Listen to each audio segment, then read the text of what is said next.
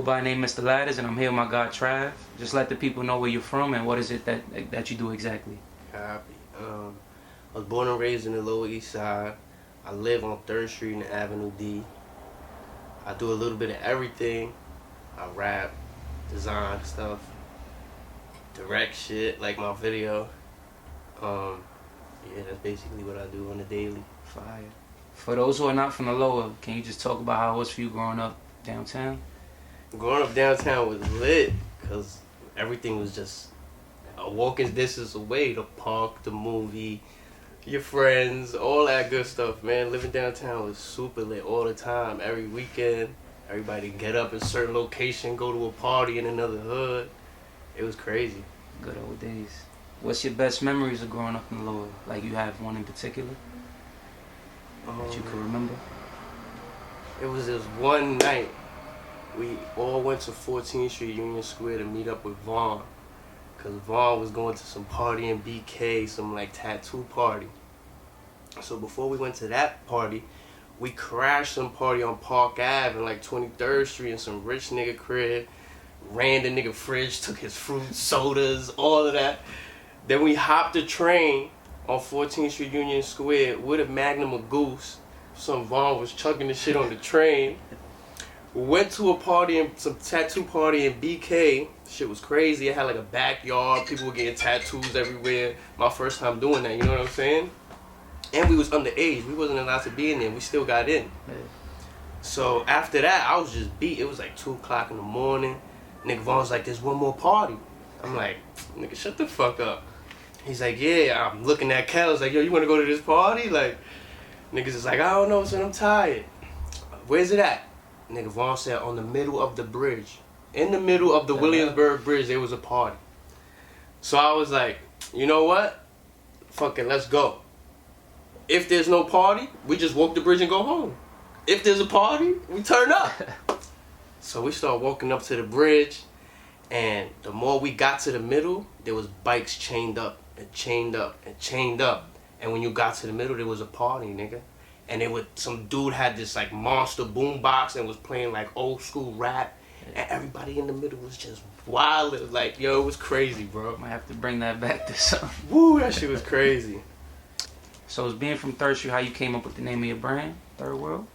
I didn't come up with the name of Third World. Somebody else did. And he was like a cousin to me, but he's not around no more. And it was just around the time where every block had their little like set or little gang and shit. Like there was Macra, Team Rock, PYP, all types of shit, you feel me? So 3rd Street needed their own little thing. Cause we was lit. Like people knew of us. We used to like play baseball against other blocks and play basketball against niggas too. So one of my mans came up with Third World cause it was from 3rd Street.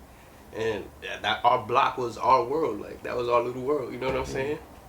Were there any other names you had in mind, or just? Nah, we really have nothing. We was just the neutral people that like knew everybody. You know what I'm saying? But then it was like time, like all right, this rocket. So talk about Third World. Like, what can the people expect from it? Third World, it's hard to explain because like if you're not from poverty, like you don't really know what third world means, like, and third world could be that you from another country, you know what I mean? What you could expect is the truth. Like I just want to be honest through like what I put out, you know what I mean? I want to show the shit that ain't seen, you know. People got to see that so they know what's up, because some people just judge for no reason. They don't even know what's going on, you know what I mean? And then it makes the other person look crazy. So with Third World, I just really want to put the truth out, you know, like. Is it like one whole umbrella with just like music and clothing, or it's like a separate from the music? I want to say that Third World would be a label too for music, cause I of course I do music, you know what I mean? So yeah, you could incorporate it with a couple things. How long have you been making music, and what got you into it? I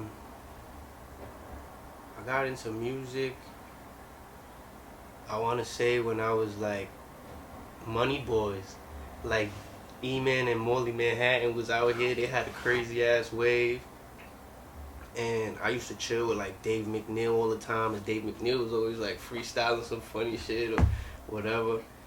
And it just became a thing. Like we started just freestyling. I invite niggas to my crib because I had my own crib at a young age, and we would freestyle in my living room, just say, or we would go to Morley's crib and freestyling his shit. Be me, E-Man, Dollar, him. Like it was crazy. So would you say like those are the inspirations, or there would be more? They were definitely my inspiration to start rapping, Okay. like doing my own shit. You know what I mean? Cause it was just lit to see my own niggas like creating. Like it was fun. So they definitely inspired me to like want to do my own music. But my favorite rapper was Jay-Z. So like the influence he gave in music is just like a whole nother thing. Are there any like projects you working on at the moment? I'm not working on any projects. I'm just working on a bunch of music. Like I just want to have music stacked up so that when I do roll it out and I do my thing, like I got stuff in the stash that I could like really go and show people. That fadeaway song you did and the music video was tough. I just want to know like who directed it and whose idea was it to play NBA Jam outside on the flat screen with the Nintendo 64. That was my idea, for real. Like I used to see people do that on A Street. Like I don't know if anybody know Macho. Macho used to bring his Xbox outside and have everybody playing Halo on the block, you know. So when I would go to my block, I used to live on the first floor, so we just throw the wire out the window and started doing it too. But we wasn't doing it with the Xbox. We was doing it with the Super Nintendos and the Segas and shit, you Classic know. vibes. Who's the director though? Like I know you could take credit too. Nah, yeah, I'm gonna take half the credit, but I have friends that were there were just like, yo, I think this will look good and this will look good. So we just always just connecting the dots, trying to make it work. What's the hardest part about what you do, and what's the best part about what you do? The hardest part would be to like, I don't know, self-motivate myself to just keep going every day when I feel down and I feel like I ain't got nowhere, like nothing to do, you know what I mean? The best part is that you just having fun with it, man. Like, you got your friends around, you're trying to create a vibe. That's just like, that's different, that's timeless, you know what I mean? That memory's gonna live forever. And so that's definitely the joy of it. And speak about creating, is it harder to come up with a design for like the brand, or is it harder to come up with a song? I would say for me it's harder to come up with a song because I want everything to be like perfect. With a design, I just come up with an idea and tell somebody and they bring it to life, you know what I mean? But with the music, it's more me, like this is in tune, like in depth. So what's next for yourself? I want to do more shows. I want to do more music videos. I want to start taking more pictures. Just travel. So now it's like the fun questions. What's 3 things you would need on a deserted island? A girl. Number Definitely. 1. Music and weed. And I know earlier we mentioned NBA Jam and Nintendo 64. Which duo you think was the best all time, and which gaming system did you like the most growing up? I'm gonna have to say Nintendo 64. Cause when them 4 controllers came out, it was no harder from you getting this ass whooping in this game. You heard? That shit was crazy. And we used to play NBA Jam a lot. Like, all my friends would come over, so we just have tournaments all day, 2-on-2. The best duo, sheesh. Yeah, it could be back then or even now. Best duo in basketball? Yeah, all time, in your opinion. I hate to say it, but like Shaq and Kobe, like they had the biggest like influence around my age, and I hated it. I hated it. I wanted the Knicks to do their thing, you know what I mean? And they would come scrape us. I was like, nah, I was sick. Keeping it basketball, which 5 players had the best sneaker game, either on court or like a whole sneaker line? Jordan, Tim Duncan. Duncan's fire. I can't say Kobe's because they got that crazy. At first they were like weird, Like, Crazy Eights. Yeah, I mean, not even the Crazy Eights. The Space Boost. Those Space Boost looking ones that, oh man, when he got to Nike was when it started getting lit. When he got to Nike, it was crazy. Rasheed Wallace had the crazy lines at high top Air Force Ones. Bam, leather started coming out, sweeping the nation. And I'm gonna have to say Vince Carter. Vince Carter had some crazy Nikes too. What's your top 5 clothing brands growing up?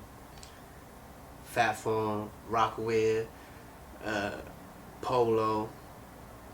I